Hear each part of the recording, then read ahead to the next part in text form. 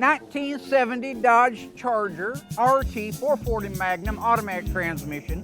1969 Dodge Charger 440 automatic transmission. Graveyard Motors is open for business. That's right, folks. Honest Mark coming at you here from beautiful sunny downtown Springfield, Oregon, letting you know we are officially open for business. I have partnered with Cottage Grove Chrysler, and together are bringing you this wide variety of Mopar. You got a Mopar you want to sell, you call Honest Mark. You got one you want to buy, Cuda, Challenger, Charger, Roadrunner, whatever it is, you call me up, I'll find the one for you. That's because it's Graveyard Motors. You've been waiting a long time for it, and we are back now. You want a Charger, a Challenger, a Roadrunner, or a GTX, you tell me. This water coming down is a blessing. I call it holy water from heaven itself, telling me I am doing the right thing. So don't hesitate. Call up Graveyard Motors, order your peach low mile one owner, check the Carfax. Just kids, it wasn't around back then. Beneath the fog, behind the rust, sometimes they come back. There's only one internationally recognized Mopar master, Mark Warman, joined by his friends, family, and dream team, the Ghouls. Nobody wants to take on the stuff that we take on. Reviving the past, 100% untouched survivor. resurrecting the icons of American muscle, We are the Shaolin priests of Mopar. uncovering stories, It's the baddest car we have here. and restoring dreams, The most iconic muscle car on the planet. putting cars back where they belong. On the road. Here we go. Beyond a passion, Oh, that's wild. one man's obsession with Mopar perfection. This is Graveyard Cars.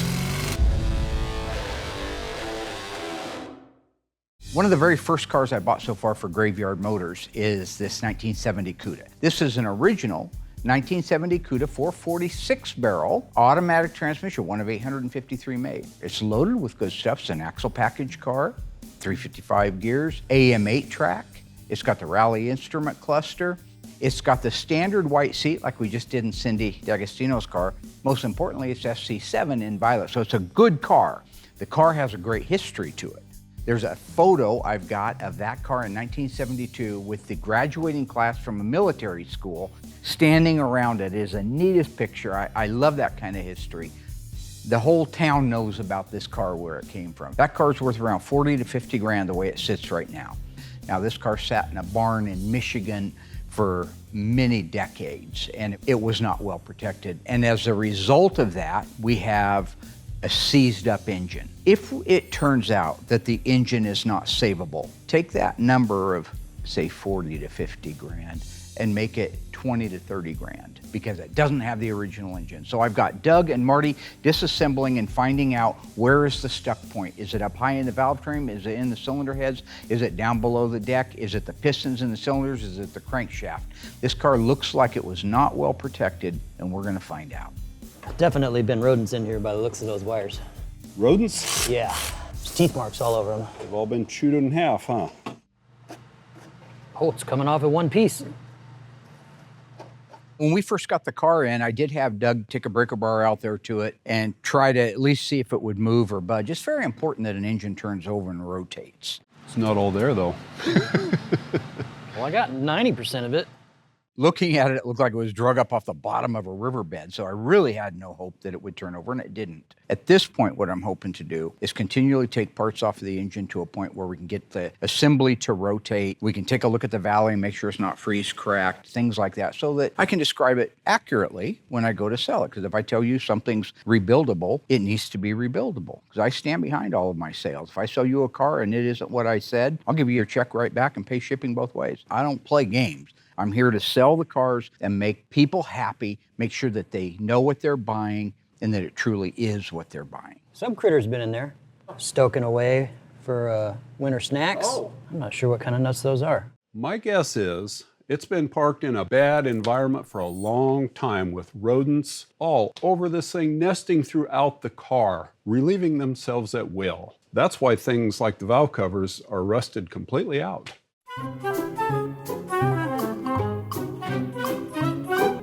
I suspect a raccoon, honestly, by the size of the feces. Squirrels and rats and mice are really common. I have found some snake skins a few times. No live snakes, thank goodness, but it makes me a little nervous sometimes working on these cars that come from all over the country, what kind of spiders I might find. I haven't found any deadly spiders, but I'm always keeping my eyes open for something I don't recognize coming out from underneath the dash. Where do the biggest spiders come from?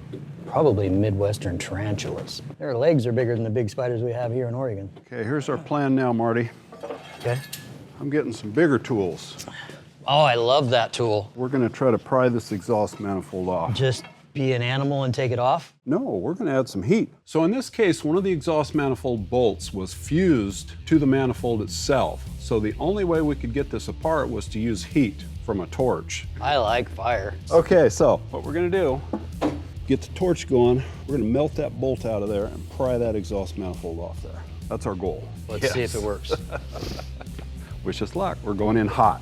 We put some tin down here on the floor so we don't melt the concrete too bad, hopefully. Sparks are probably gonna fire travel, now. so.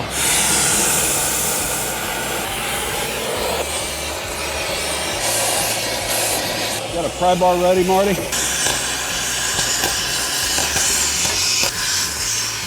Are all the bolts off the back, Marty? Yep. Well, it's not moving yet.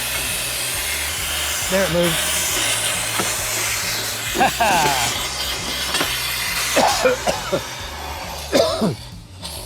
I gotta stop smoking.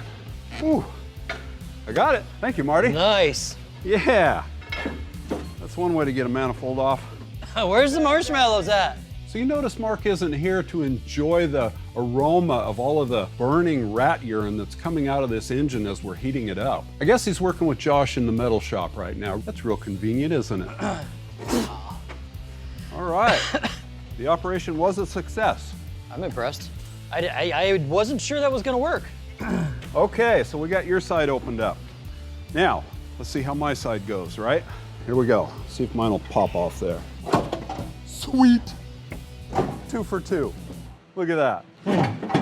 I love it. I love it when something actually happens, right? Yeah, that was nice. When a plan comes together.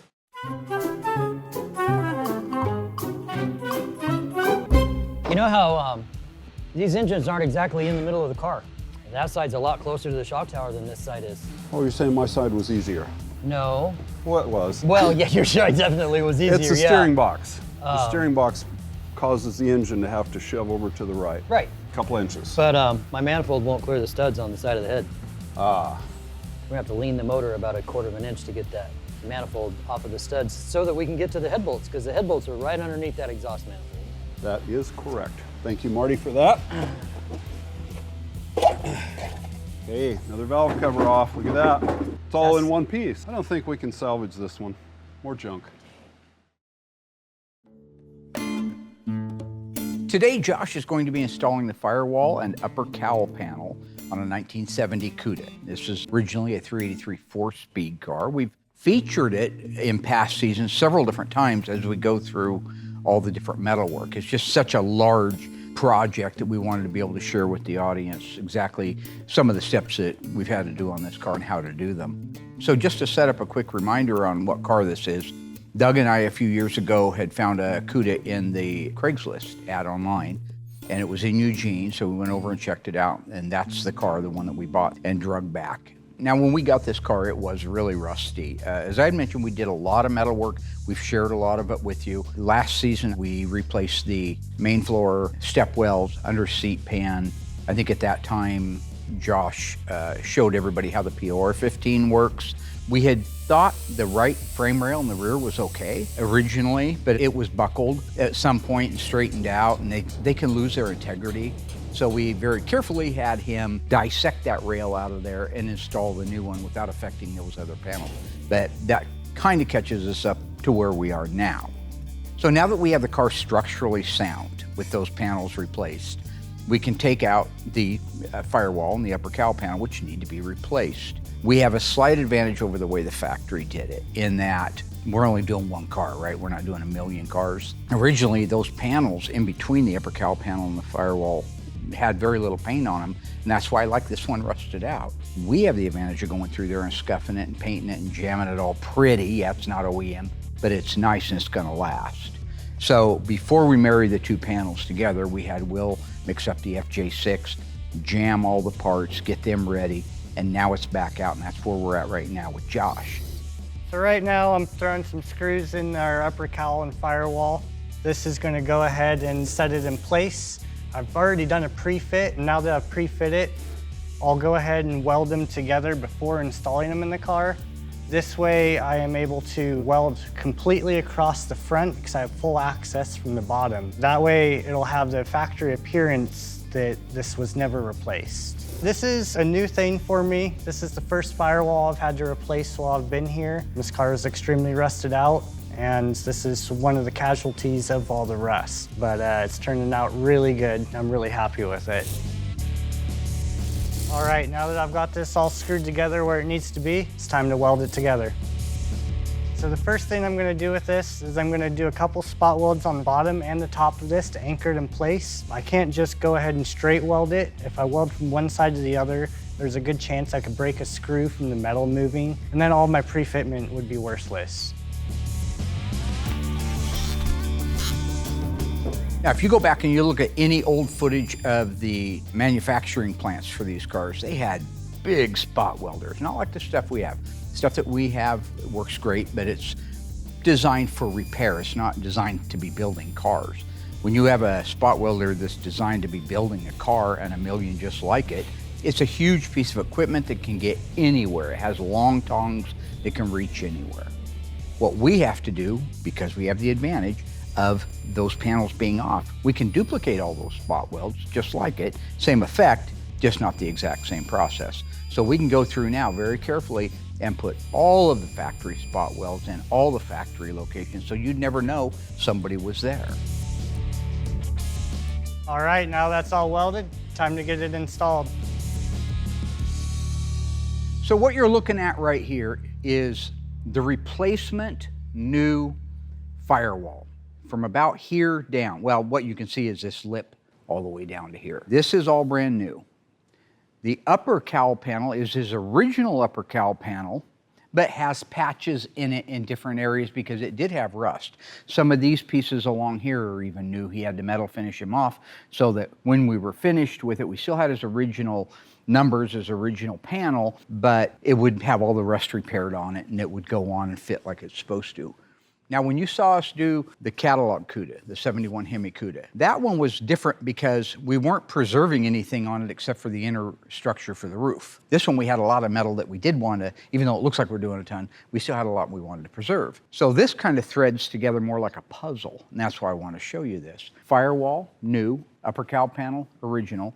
But these two normally, like on the catalog Cuda, we put this on, then we put this on. We did it in stages, stacking, layering, like building a house. In this case, I wanted to be able to preserve, if we can, the original spot weld look. These were spot welded across here from the factory. If you go out back and you look at any of the cars, you'll see that these are factory spot welded. So now when you're done, you have all the factory spot welds in the factory locations. This whole look through here is factory. That's a beautiful look when you can obtain that, but the only way you can do it is by having the upper cowl panel and the firewall done at the same time, not on the car, because you could never get around it with the pinch weld, like you can right here. The spot welder wouldn't get those areas. They're not accessible. If you turn to the side, you can see where he's going to be doing some welding, but this can't be welded yet for the simple fact the only area that this welds into is the cowl side panel or the hinge area. So he has the provisions there for it. You see a lot of scratching. That's because he's pre-fit this thing about 50 times. He's been bugging me to get this done so he can put the car together. Flip it around. Again, look at the nice look for the factory spot welds that you wouldn't get with a MIG welder. These are just really well done. You can see it's pulled the metal in all these areas. That's what a spot welder does. That's how you can tell it hasn't just been welded and ground down. Again, something important to point out, we still have his original cowl panel, so his numbers are there. But because these two were separated at one point, we were able to get in here and do all the jam work. So Will has it painted the sassy grass green inside here. The bottom side of this panel, yeah, it's not OEM, but it'll never rust, I promise you that.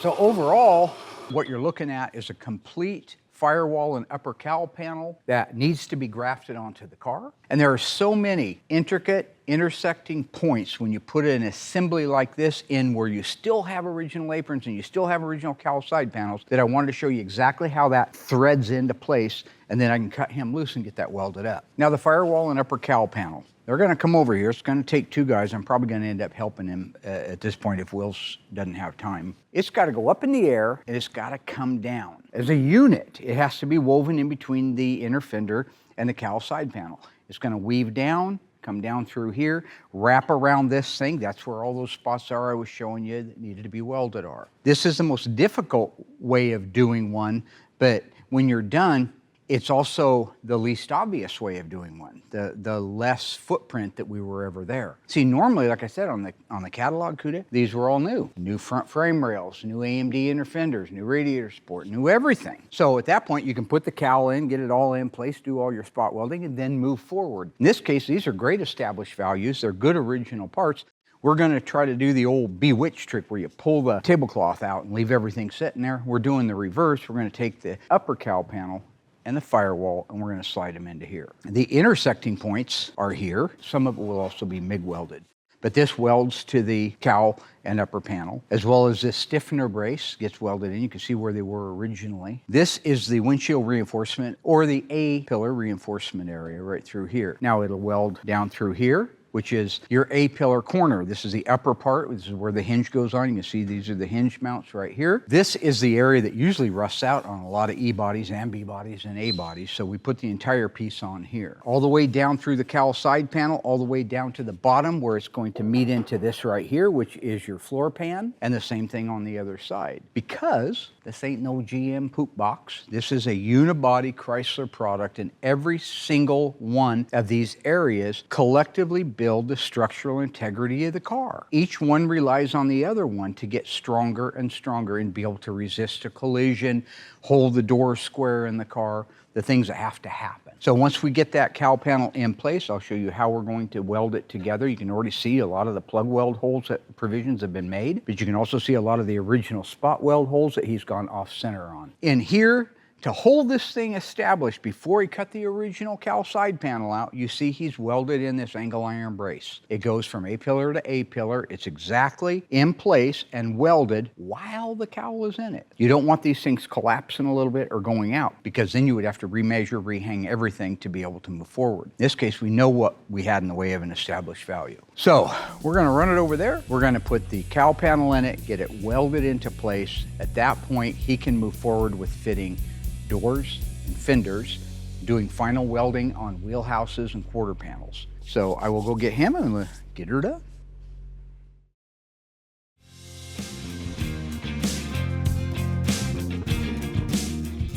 All right, so how many times would you say you fit this on there so far? Oh man, I've probably had her in 20 or 30 times. Oh no, hang on a second, let me get my hand under here. Okay, so I go to the inside here, we weave this down through here. Oh, look at that, just falling together. And you got your alignment holes falling in? Yeah. Boy, that sure fit nice, good job. Oh, thank you very much. So you go ahead and set your screws there. All right. So what he'll end up doing is getting this thing screwed into place with the holes that he's already got. And then once that's in place, he'll use some clamps to pull the metal nice and tight, and that's when he'll start welding. But this is the proper way to do one of these. This is what it's supposed to look like. That's how it goes in. All right, thank you, sir. Sure like these square heads a lot better. Oh, me too. They don't strip out very much. And one thing, folks, you can go too much with these when you're using an electric tool. These guys are professionals. You could run it in so far that you strip it out. They're just sheet metal screws. Then you got to make a new hole because it won't hold. So if you just hear me just barely letting it ratchet at the end, that's because I don't want to strip it out. Okay, so we've got it screwed into place. Are you going to use vice grips on the side here? Yeah, I'll use vice grips on the side, and then I still got a couple screws along the bottom that'll hold that in place. All right, so what I'll do is if you want to go ahead and put a clamp on this one, and one on your side, then you won't need me out here babysitting you anymore. Yeah, sounds good. Not that he really needed me because I don't even know what I'm doing. I just look good on camera. Isn't that right? Oh yeah. I mean, you know what you're doing. You've taught me a lot already. Ah, you just saying that. Sure, I'm a metal craftsman. Well, yeah, I'm a metal craftsman. Here's a vice grip for that side. Thank you, sir. Now, these guys are light years ahead of me. Maybe I teach them one thing, they teach me 10, so it works out pretty good. At the end of the day, it's a good team, right? Hey, we're a team.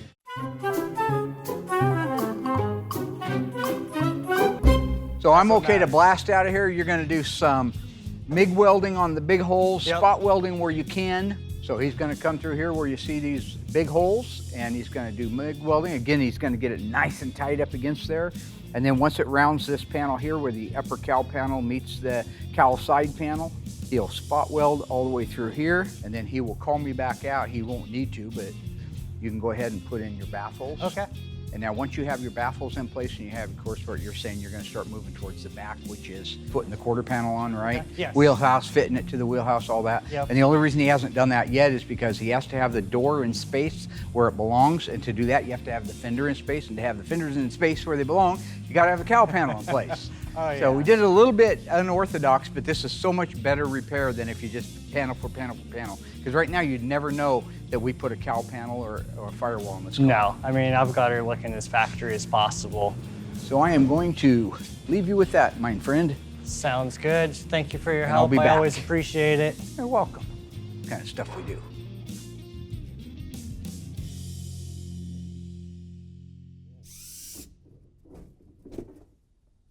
After removing the valve covers, we have to take the rocker shafts off so that we can get at the head bolts to pull the heads off. I'd love to hear the history on this car. I've worked on cars that have been underwater and flooded, and this is kind of what this seems like to me. But regardless, we're moving forward. This engine is just nasty. It's the nastiest one I've seen. I mean, we've had them packed full of stuff before, but not quite like this. Those are some really rusty push rods. They're almost rusted in half. Man, those really have some chunks out of them. They were almost rusted into the lifters. I think the lifters are rusted to the camshaft. How many years did you get loose? Head bolts? Yeah. All of, well, no. There's 5 of them that are behind that exhaust manifold. We're still gonna have to get that out of the way. Okay. There are things that are crucial. That block is crucial. The pistons, I don't care. The crank, I don't care. All replaceable stuff. That block's gotta be good. Is that the exhaust falling off? Yeah. Nice.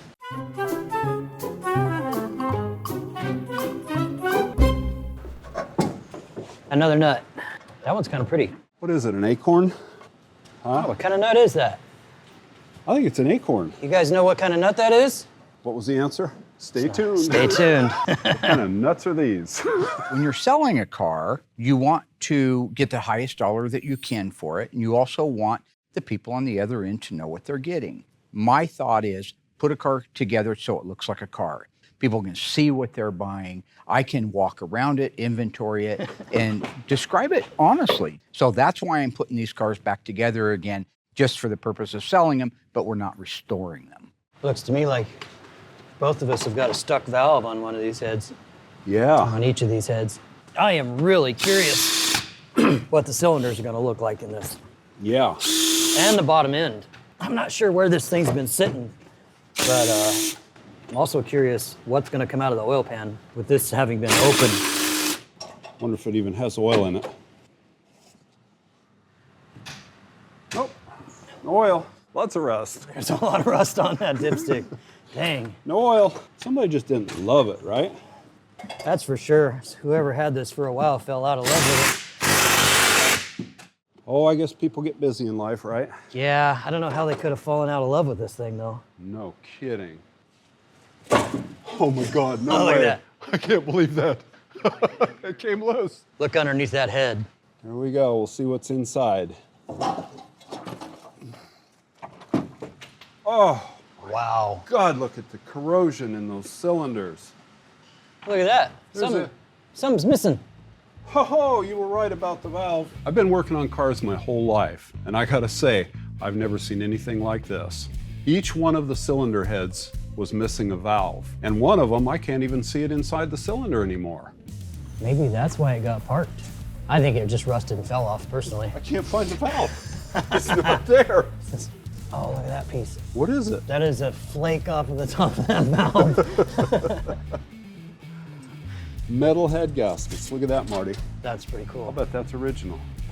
Oh, I would guess this motor's never been taken apart. Okay.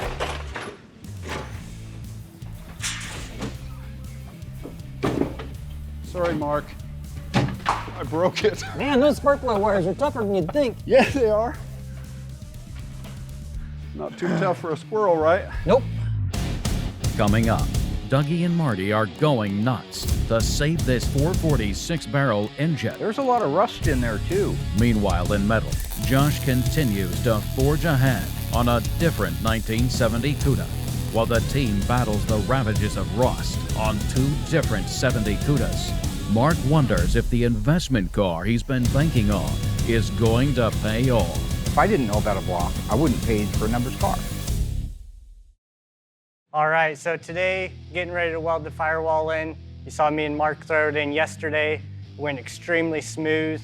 A lot of that looks really easy because I've taken so long to pre-fit this, move all the metal that needed to be moved so it fit just how it needs to fit. Now I'm gonna throw a couple extra clamps on there, get the metal nice and tight for my MIG welds. Then after we get her anchored in place with the MIG welds, we'll go ahead and get her spot welded in. So time to get to it. All right, after this, there's no going back. She's gonna be in place.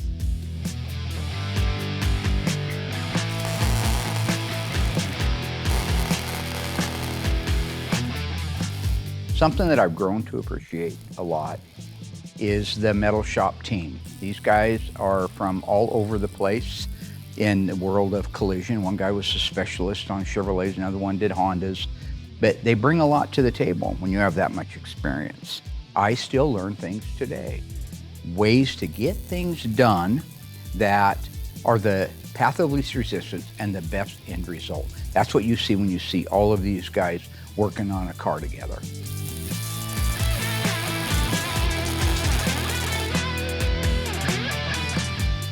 Now I got the top all welded in.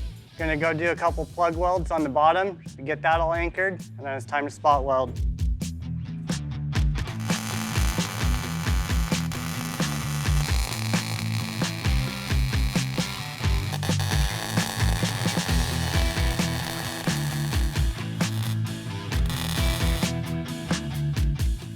Oh, that went perfect. Now that it's all in place, not gonna move anywhere, time to go ahead and spot weld this thing in. So I liken building a car to like building a house. It's making sure that the foundation, the thing you start with, has to be square and plumb and true, right? If that's perfect, then you can go ahead and build up. That's what we have now with our lower structures. Time to build the walls. In this case, on a car perspective, the walls are the quarter panels, the rear body panel, the vertical lock support that holds that. Those are all collectively make up the walls. After that, you can put things like roofs on, and a roof's a roof. Whether it's a roof on a car or a Dutchman panel, that's the roof, and that comes after this.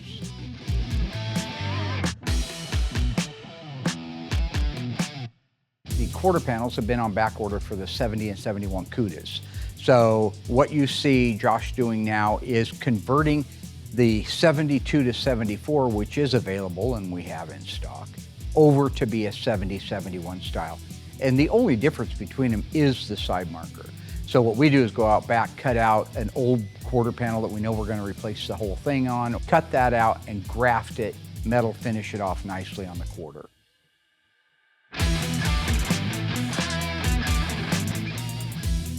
Was it hard to get the heads off? It was challenging. And your exhaust manifolds come right off? Well, we worked them out.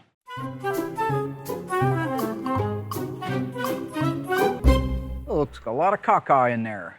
There's a lot of rust in there too. Yes. Good grief. God dang. I've seen some bad ones, but I don't know if I've seen one that bad before. You think that's pretty bad? You think that's pretty bad? Where are the heads, by the way? Yeah. Yeah, check these out. This is pretty cool, Mark. This is pretty cool. Check this out. We got holes. It's got holes in the head. That's crazy, huh? Where's the valve? Where's the piece? You got two of them out. Well, Marty got one, but I didn't. I didn't get so lucky. My valve was gone, missing in action. What MIA. head am I looking at? This is passenger, that is driver. So it was the number 3 cylinder? Yep. What we're looking at, folks, there is it would appear that at some point, perhaps a broken timing chain, we're going to find out shortly, something sent the valve careening. Can I use that word, careening? Yeah. Into the piston. Beat the hell out of the top of the piston, but didn't break it, broke the valve, and then after that, it continued to run, and it disappeared. Dissolved. Yeah. Well, there may have been a remnant of it left in the cylinder, not after 40 years of this. You need some carbon? I don't need any carbon. You want to do carbon dating on that? Look, all we want to do is be able to say when we run an ad for the car that the engine does crank over, there doesn't appear to be any signs of freeze braking. That's very important. But we got to get it at least where it'll crank over. Now, in my opinion, if we can get it to crank over, then why not replace the cam and the lifters with a used one out of a junky motor out back. I want you to go ahead and take the front end of the engine apart. Okay. Doug, you grab a vacuum cleaner, suck everything out of here, everything you can possibly get out, scrape the walls, clean it, vacuum it, get them as clean as you can, mystery oil. Okay. By that time, he should have that cam darn near ready to come out of there, and we'll see if we can get this thing to turn over.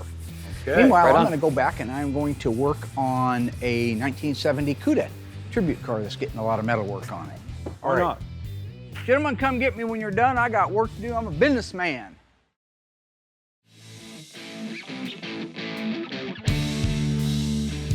I definitely think the reason for a spot welder at the manufacturing level was the best penetration of metal, so it was the strongest, but it was clean. And that's what you can appreciate when you look at this car and you see the cowl panels as they're married together. Look at how sanitary all of the low spots that are supposed to be there from spot welding are there. You don't fill those. You go out and look at a factory car that's welded up, they're all full of that ripple look. That's factory, but it's clean, it's sanitary.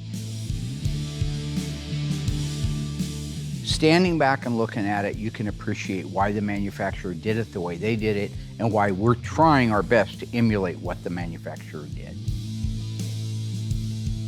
All right, so one of the first parts we're going to put in is the rear body panel. That's going to give us that rear structure that we need for the quarter panels to have some support in the back. Right.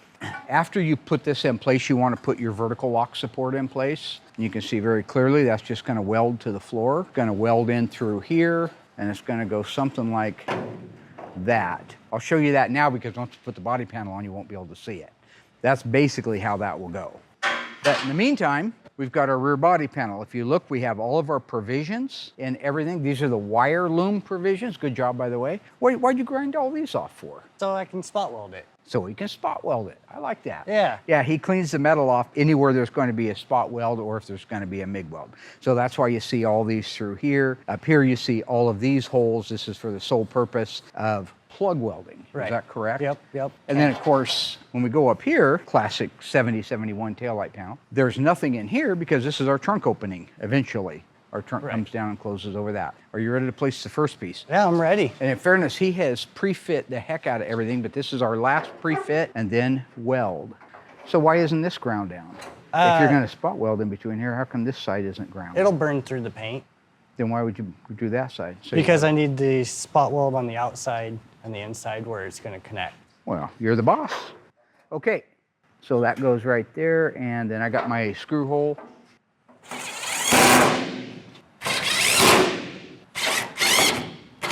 Okay, so that gives us our rear structure from the standpoint of the quarter panel supports. This is the vertical lock support, so the trunk latch goes right here, in case you're wondering. That's what's gonna grab this up here. Okay, so with that, he's gonna install the vertical lock support. That actually slips up underneath this lip here, and then he installs the screw in it. Okay, so he has the vertical support in place. He's not gonna weld it down. I think he's just gonna screw it down so we have a little strength right now. Again, our goal is gonna be to pre-fit all the sheet metal for the last time, and if it's pre-fit right, take off what you need to so you can begin the final weld. Is that correct? He's the best. Perfect. We're ready to do the quarter panel. Front's gotta go on first, folks. Gotta lap around that front corner and through the belt line. There's an area there where there's a tab. Okay, I'm looking good so far here. Good. And that's perfect. Okay, so he's gonna set a few screws, and our process is we're gonna do the left quarter, the right quarter, the Dutchman panel. Once those are in place, then we can do the fine tune, the last fine tune things that we have to do, and he can get cut loose welding. Okay, we're gonna do a right-hand quarter. Now, right-hand quarter goes on. I'll let you start at the front as always. I'm looking good back here. Beautiful, this has gotta come a little, yep, how you looking? Looking really good. Right on the money, honey. And that's the way you do it when you pre-fit it. He's gonna set the screws for it. Next part we're gonna put on is gonna be the Dutchman panel. And that's the key piece. We'll check our door gaps. We need to put the Dutchman in place and check it against the reveal of the trunk lid, plus the trunk lid against the reveal of the quarters. If all those are lined up, he's ready to go and start welding. Yeah. Did you just stare at the camera again also? I like your style. guess. I like your style. Let's do it together though, just Okay. for fun, right?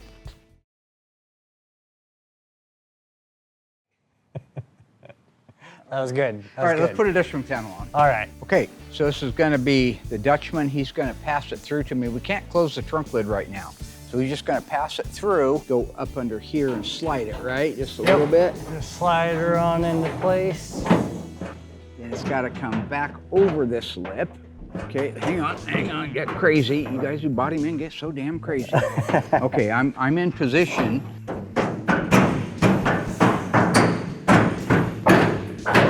Beautiful. So it had a nice fit on your first pre-fit, a real good dish to it? Yep. Fantastic.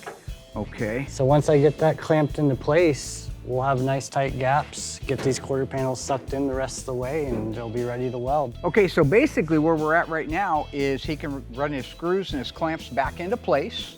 Once they're in place, you get the lines where you want them. I will come over and we'll do a final sign off on it. We'll check the door to quarter gap, Dutchman to trunk gap, side to side trunk opening gaps. And if those are all good, I believe at that point we can go ahead and weld it up. And then all that's left is a roof skin and this can go over to mud. Yep, it'll be all done. I'll be in my office torturing people. Oh, sounds good. Thank you. Thank you for your help. You bet. Here we go. We're going in. So without knowing what's going on in the bottom of the engine, Mark wants us to get the lifters and the camshaft out of the way to determine what is actually causing the engine to be frozen in place. I have no hope that we're even going to be able to turn this engine over until we rip it completely apart. You ever do this, Marty? Vacuum out your engine? I don't think that I've ever actually had to do that to any of my engines. This looks like the remains of a campfire. It does. Get as much of that out of there as you can, because I want to soak that with some penetrating fluid and see if I can get any of those lifters to come loose. That cam is not going to come out of there if we don't get those lifters to move. Man, that piston is all the way down, and it was practically full of that white fluff. How we looking? It's in there. Okay. What are we going to put in there? Some magic oil? Magic oil. Magic oil. I'm going to put some of this on the lifters. Okay, I'm going to add a little bit right here. Pour in some of this miraculous, marvelous, mysterious oil. Made a mess. It's full? It's full. Perfect. And people talk about stuck lifters, right? Yeah, Stuck those lifters. are stuck, all Yeah. right. Oh, no! Look at that. This always happens when I say it can't be done. Well, there's only 15 more.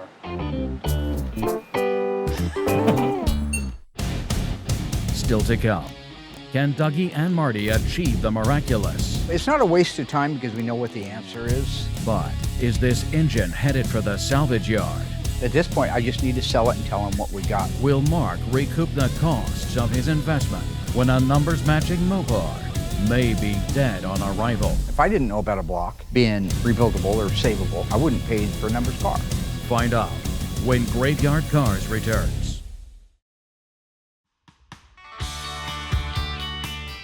Yeah, so it's not a waste of time because we know what the answer is, that we're gonna have to take the engine out. Well, two things. I could put the car online for sale right now, right? And just say, we don't know about the block. Well, somebody else, if I didn't know about a block being rebuildable or savable, I wouldn't pay the extra money you're gonna pay for a numbers car. So we're gonna take the engine out, send it to our guy up in Washington that's doing our engines, Let him go ahead and bake it, take it apart, mic it, and do a Magnaflux. And just find out, does it need to be bored 30 over? Can we save the cylinders? Does it need 8 sleeves? We just want whoever it is buying it to know. Now at that point, I may have already sold it, who knows?